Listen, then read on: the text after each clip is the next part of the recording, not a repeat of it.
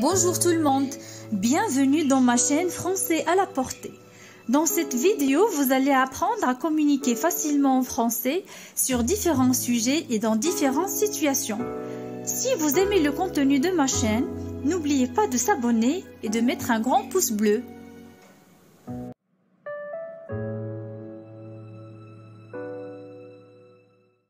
Le premier dialogue. Parler du caractère d'une personne. Pourquoi est-ce que Frédéric n'est pas venu? C'est peut-être à cause de sa timidité. Il n'aime pas les grands groupes. Mais nous n'étions pas une foule, puisque nous n'étions que 6. Oui, mais Alain était là. Je pense que Frédéric a un peu peur de lui. N'oublie pas qu'Alain est particulièrement bavard. Un peu provocateur et qu'il se mêle toujours des affaires des autres. Tu as peut-être raison. La seule fois que j'ai vu Frédéric agressif, c'était avec Alain, qui lui avait posé une question très indiscrète, avec beaucoup d'ironie. Frédéric, qui normalement a un caractère en or, a répondu froidement, « Ça ne te regarde pas, un peu de discrétion ne fait pas de mal. » Du coup, Alain est resté sans voix, pour la première fois de sa vie. Tu vois, tout s'explique. La prochaine fois, invite Frédéric avec des personnes sympas. Oui, c'est une bonne idée. Je vais l'inviter avec la douce et jolie Manon. Oui, c'est génial. Il va venir avec joie.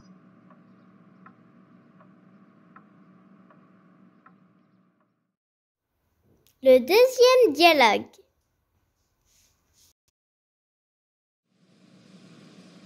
Voisin bruyant. Bonjour madame. Bonjour. Dites donc, vous auriez pu prévenir que vous organisiez une fête chez vous hier. Nous avons fait un peu trop de bruit. Vous avez fait un peu trop de bruit.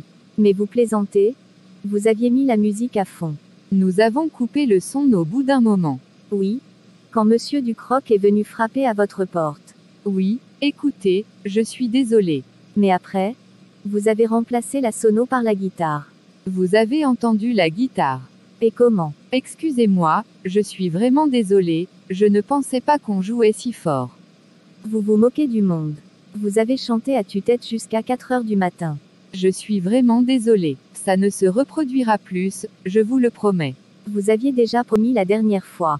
Écoutez-moi Quentin, ça va que je ne travaille pas et que je n'ai pas besoin de me lever le matin. Mais vous devez penser aux autres. Monsieur Ducroc se lève à 5 heures du matin. Il a 2 enfants en bas âge et sa femme est malade en ce moment. Vous vous rendez compte? Je suis vraiment navré. Alors, si vous voulez un conseil, c'est à lui qu'il faut présenter vos excuses.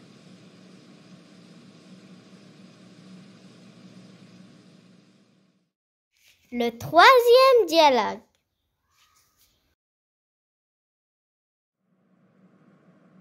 Doué ou paresseux? Alors mon cher neveu, tout va bien? Oui, ça va, je révise un peu. Bon courage alors. Qu'est-ce que tu comptes faire, quand tu auras ton bac? Écoute, tonton, d'abord, c'est la rentrée, je suis en terminale. Je n'ai pas encore réfléchi. Mon cher neveu, c'est juste une question. Une fois que tu auras fini cette année, tu devras bien choisir ton orientation. Tu as certainement des projets, n'est-ce pas? Je ferai peut-être une grande école. Celle qui me permettra de faire des maths. Tu sais que j'adore ça. Et que tu es doué, c'est vrai. Cela dit, c'est toujours la même chose avec les jeunes, ceux qui sont doués ne font rien, excuse-moi. Et ceux qui travaillent comme des fous n'ont pas de talent. Ah bon, je ne connaissais pas ta théorie sur la question. Et d'après toi, j'appartiens à quelle catégorie? Devine, à celle des paresseux intelligents, mon adorable neveu.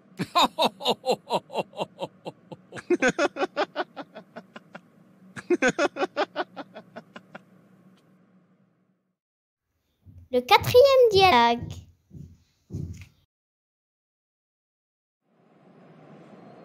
Parler de son appartement. Alors, ton nouvel appartement. Alors, je ne suis pas loin de mon travail, donc je peux aller au bureau à vélo. Et la résidence est située près des commerces. C'est vraiment très pratique comparé à avant. Elle est moderne. Oui, et elle a une cuisine très moderne. Au-dessus de l'évier, il y a un petit tableau de bord pour décider de la température de l'eau, et un salon. Et une chambre. Tu n'as qu'une seule chambre.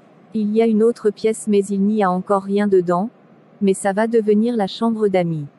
Mon appartement a aussi un balcon. C'est petit, mais suffisant pour faire sécher mon linge à l'extérieur. Je croyais qu'on devait le faire sécher à l'intérieur dans les résidences. Oui, mais si ça ne se voit pas, on peut. Et les voisins? Il y a beaucoup de retraités. L'appartement du dessous est vide et au-dessus, il y a une vieille dame. Je ne l'entends pas, donc, je ne serai pas embêté par le bruit. Et alors, sur le toit, il y a la possibilité d'organiser des barbecues. C'est génial, non? Oui, tu m'inviteras. Bien sûr. Tu n'as pas de parking. Non, mais il y a des places dans la rue en face, sur la grande place ou sur le boulevard situé derrière la résidence. Bon, je suis heureux pour toi. Merci beaucoup.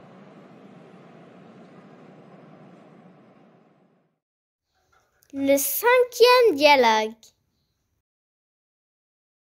Satisfait ou remboursé? Madame, tout va bien. Vous faites bien de me le demander. Pas de table en arrivant alors que j'avais réservé. Ce n'est pas digne d'un établissement comme le vôtre. Je suis désolé pour ce contretemps. Oui, enfin attendre pendant 35 minutes debout dans le couloir. C'est incroyable. Et que dire du service? Les plats étaient froids, on demande la viande saignante, elle était trop cuite. L'accompagnement était tout simplement trop salé. Je comprends votre déception, laissez-nous vous offrir les apéritifs. Vous vous rendez compte, j'avais invité un client chinois. Il traverse la planète pour signer les contrats, je l'invite dans un 3 étoiles pour lui montrer à quoi ressemble notre gastronomie. Tout ce qu'on fait de mieux. Et le seul spectacle que j'ai à lui donner, c'est de devoir attendre debout dans le couloir et de manger froid. Désolé madame. Je suis profondément déçu, si j'avais su je l'aurais invité chez moi. Au moins, on aurait passé une bonne soirée. Je suis vraiment désolé. Pas autant que moi. Combien je vous dois? Laissez, c'est pour nous. Merci.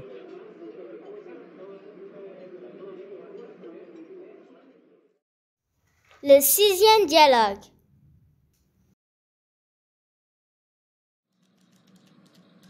Au travail. Eh bien, tu en fais une tête. Qu'est-ce qui t'arrive? Madame Bougrab m'a chargé d'accueillir un client important. Tu parles du directeur de Suzuki Corporation. Oui, enfin, de son fils. Je dois m'occuper de son séjour. Il arrive lundi. Eh bien, quel honneur. Ce n'est pas à moi qu'on demanderait des choses aussi importantes. Tu parles japonais. Un peu, mais pas suffisamment pour tenir une conversation professionnelle. C'est déjà bien. Tu pourras toujours utiliser l'anglais si ça coince. Eh bien, qu'est-ce que tu attends pour te mettre au travail? C'est que, je n'ai jamais fait ça moi, tu pourrais me donner un coup de main. Je ne sais même pas par quoi commencer. Bon, commence par faire la liste de tout ce que tu vas devoir faire durant son séjour. Vérifie toutes les informations relatives à son arrivée, heure d'arrivée, numéro de vol, aéroport. Réserve un hôtel, note toutes les réunions prévues dans l'entreprise, prépare une ou deux sorties en fonction de la météo. De la météo. Bon oui, tu ne vas pas lui proposer de visiter le Louvre par un temps magnifique ou une promenade sur les Champs-Élysées un jour de pluie. Je crois que ça va être encore plus compliqué que j'imaginais. Il faut juste de l'organisation et tout ira bien. Ok, j'espère. Le 7e dialogue. Parler de la grève des transports. Tu as vu l'heure? Ben quoi, il est 7 heures. Qu'est-ce que tu racontes? Je me lève toujours à cette heure-là. Oui. Mais je te rappelle qu'aujourd'hui il y a grève des transports.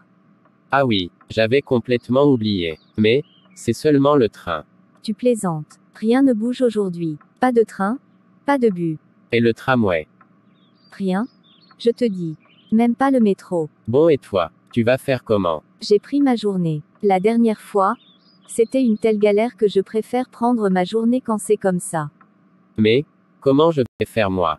Il faut que j'appelle la boîte. Oui. Il vaut mieux les appeler. Mais ils vont te dire que tu aurais dû prendre tes précautions. Tu as raison, je vais y aller à vélo. En vélo. Mais tu es fou. Il y a au moins 20 kilomètres. Exactement, en partant maintenant j'aurai même le temps de prendre un petit café en arrivant. Oui. Bon, à ta place, je prendrai une douche en arrivant. Ah, très drôle.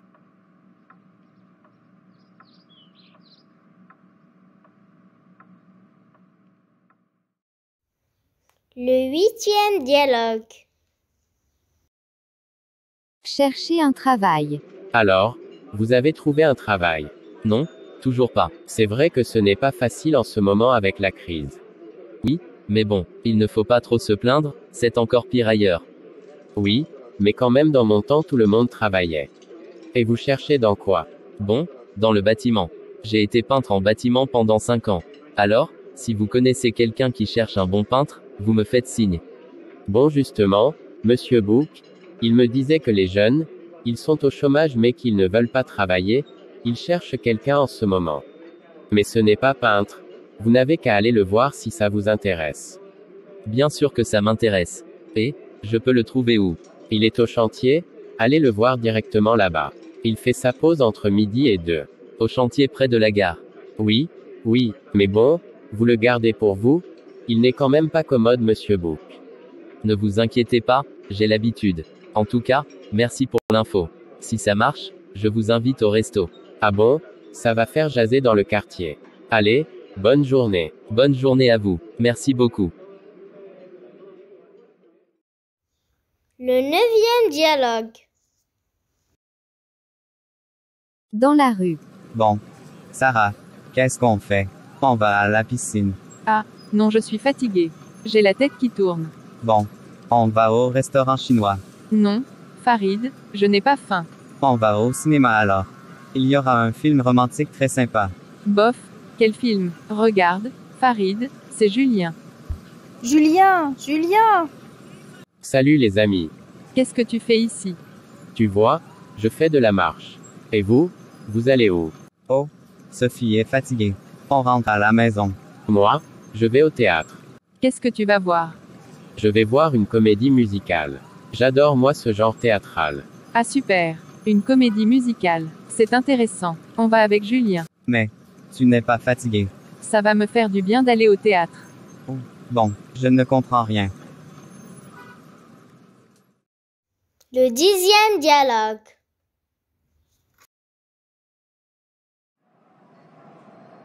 Parler du temps qu'il fait. Bonsoir Madame Dupin, il ne fait pas chaud ce soir.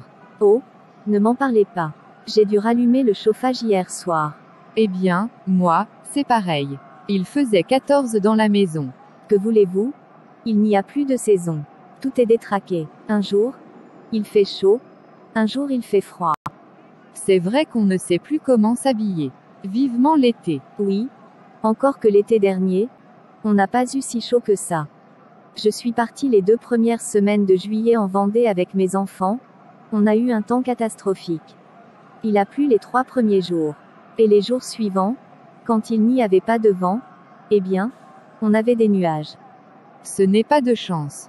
Moi, je suis partie en août dans le sud avec mon mari, c'était tout le contraire, il a fait beau pendant tout mon séjour. Partez dans le sud cet été. C'est ça. Bonne allée. On va rentrer parce que le temps se couvre et je crois bien qu'il va pleuvoir. Oh, je vous trouve bien pessimiste aujourd'hui. Ils ont annoncé du beau temps toute la journée.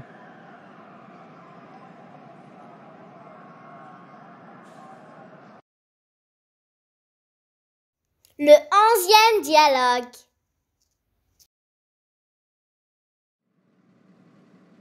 Parler d'un film.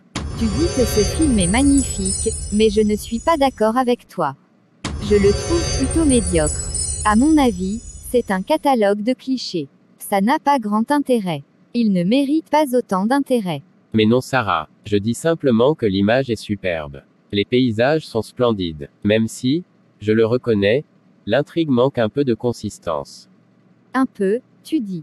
Mais je ne trouve pas d'intrigue. En plus, l'image ne fait pas tout le film. Certains critiques ont parlé d'un film exceptionnel. Ce qui me semble, franchement exagéré. Moi, je n'ai jamais dit que c'était un film exceptionnel. Par contre, je ne partage pas ton opinion. Ce film ne manque pas d'intérêt. Et pourtant, Paul, tu as parlé d'un film magnifique.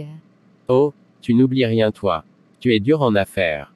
Je t'ai dit ce que je pense. C'est tout. Ok.